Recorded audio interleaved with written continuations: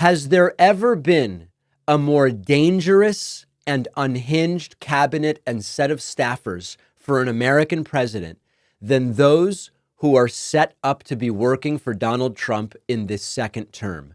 I want to go through what we now know. We've covered a lot of them individually. I want you to sit back. And by the way, I say this to our Trump supporting friends as well. Later in the show, we're going to have some regretful already. They're already regretting it. Yes, regretful Trump supporters already. Is this a group of people that you would want, even in a menial role, never mind running the country? Marco Rubio, Secretary of State, who said horrible things about Trump and about whom Trump said horrible things, all has been forgiven, and Marco is going to be our Secretary of State. Kristi Noem is going to be Secretary of Homeland Security, and it is going to increasingly be one of these situations where we all say, wait a second, are we even theoretically safe with Kristi Noem in charge? Or is it going to be the Homeland Security equivalent of I killed the dog and I won't tell you why my book says I met with Kim Jong-un, which is exactly how her political career ended.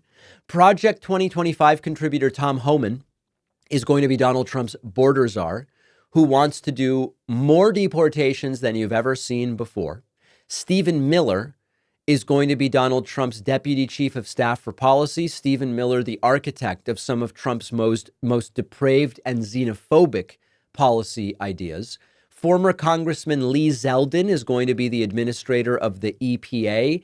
And when you put someone in charge of the Environmental Protection Agency who doesn't really care very much about environmental protection, you know it's not going to go well. Mike Waltz, who daydreamed, as I told you earlier in the show, in 2017, Waltz was daydreaming about being in Afghanistan essentially forever. He was talking about grandparents, parents, and their children, like grandparents and grandchildren, fighting together over generations in Afghanistan. That's who's going to be the national security advisor. Donald Trump has offered Elise Stefanik the position of United States ambassador to the UN. She doesn't even respect the concept of international agreements. She will be ambassador to the United Nations, whose premise is we make global commitments and we keep them. She was also a purveyor of Donald Trump 2020 election fraud stories. Susan Wiles, the former co-chair of Donald Trump's presidential campaign, is going to be his White House chief of staff, a true brown-nosing, sycophant loyalist. And then, of course, we have the presumption that Robert F. Kennedy Jr. will be able to do something related to health. It sounds very scary. I guess he'll get rid of fluoride and give us raw milk.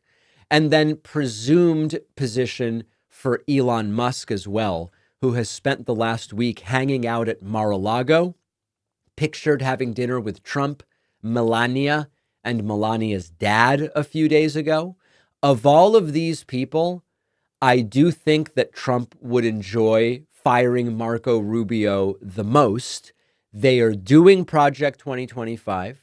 They are replacing career bureaucrats who don't work in a political fashion with weaponized, biased loyalists. They're doing all of it.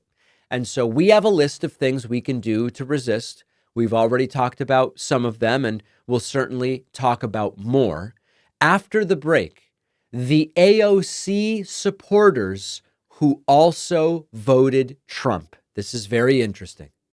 Well, I wrote a book after a long journey and a ton of work. I am really thrilled with how it turned out, and I hope you'll read it. The book is called The Echo Machine, and in a nutshell, it looks at how American politics got so broken, who has already figured out solutions, and how we can try to fix it and stop the terror of Trump for the next 4 years.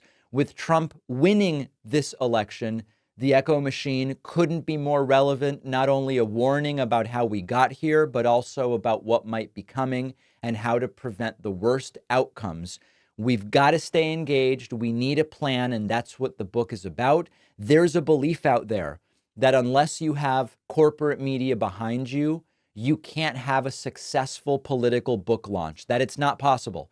I think we can prove that wrong.